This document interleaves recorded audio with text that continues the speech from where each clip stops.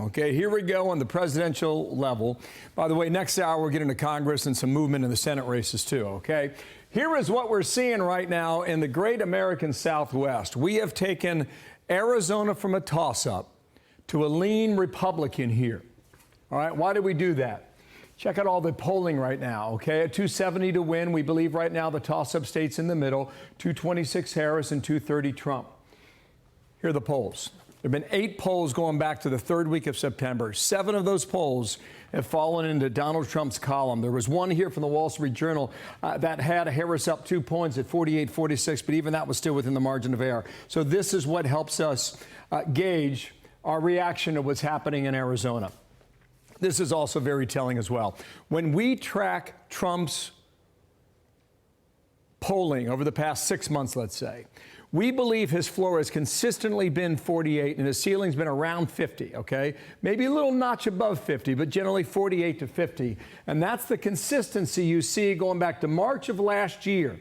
Trump at 50, right? Trump at 48. Trump at nudge above 50. Trump at 48. Trump at nudge at 50. And that's the way we see the national battle right now between Trump and Harris, with him leading on the national tally by 2 points, all right? Now, there's always a chance for surprises. We got to be ready for that. This is still a plausible map for Kamala Harris, right? You got the blue wall with Wisconsin, Michigan, and Pennsylvania, and you got that one electoral vote in Nebraska. If she does that, as we've been talking now for a couple of weeks now, that would be the 270 mark that she needs to reach. So that's still a plausible map based on what we're seeing. Now you talk about surprises. Who knows what happens a week from tonight? But starting to get talk about Minnesota, starting to get talk about New Mexico, New Hampshire, and Virginia. Maybe it's real, maybe it's just a head fake. We don't know, but watch where the candidates go, and we'll see next Tuesday, a week from now, as to whether or not there's something there. Meanwhile, is there a surprise in some place like Iowa? We'll see. Democrats have been chasing Texas for some time. We don't know if they'll capture it this time.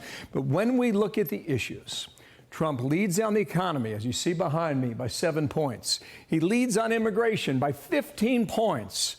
When it comes to abortion, however, Kamala Harris has a solid lead at 13 points, and that's where we believe right now the state of the race is in our final power rankings. With us now, the RNC political director, James Blair, the numbers man for Team Trump. And, sir, good morning to you. Thank you for joining us today. What did we get right, and what are we missing? Thanks for having me, Bill. You're getting a lot right. And one of the things that you mentioned, Arizona, the polling looks good there.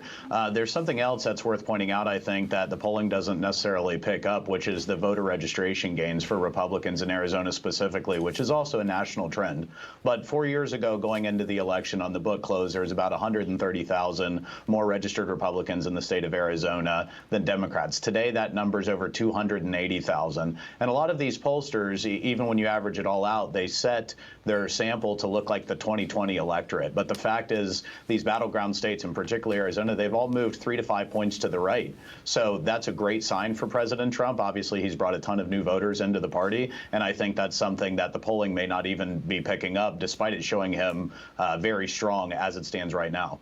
If you could pull up call for number 3, please. Hi, James. It's Dana Perino. This is our power rankings and the issues motivating people to vote. Jobs in the economy at 12%, so that's still hot.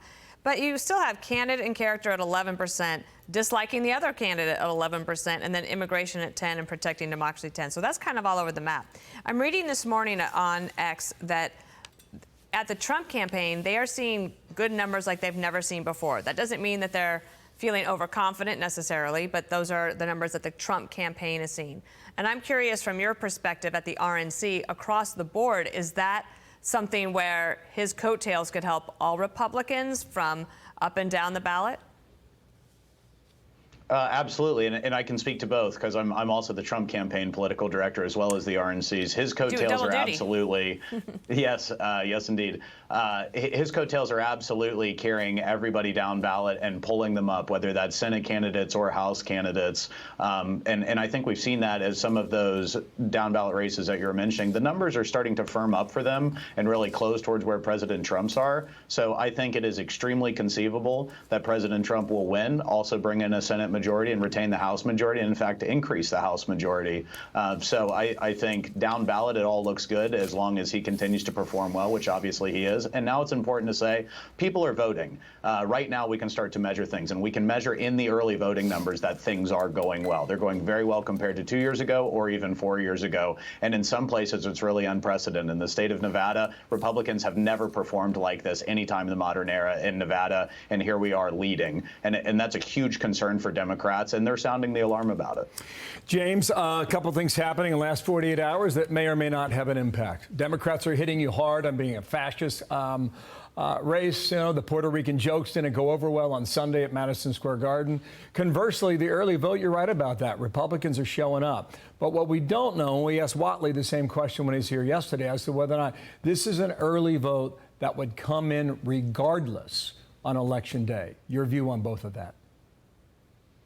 Well, I'll take the questions in reverse order. On whether or not the vote would come in on Election Day, obviously we do look at that. We look at historical voting patterns. What's important is that we are turning out more of our low and mid propensity voters than she is across the board. Secondarily, we have more new registered voters than she does. President Trump has expanded the party. A ton of people have joined the party in the last 4 years expressly to vote for him. And now we're seeing those people activate and turn out early. So we feel very good about the trajectory there. The fact that we are turning out those new registrants and those low and mid propensity voters in higher shares than she is. That's a real problem for her. On the other questions, look, the campaign has already made clear that they thought it was a tasteless joke. But at the end of the day, what people are voting on is who is going to fix the economy. People are getting crushed by inflation. They're getting crushed by high prices. They know it's the Harris-Biden administration that put them in that position. People are voting on whether or not the border is going to be secure or going to be open, as it's been for the last 4 years. They're voting for the candidate that is going to lower crime and regain America's standing in the world. So at the end of the day, President Trump is offering a message to the American people about how he is going to help them and fix what she has broken. And she's really running a campaign of hoaxes and personal grievances. And I don't think that's going to pan out well for her.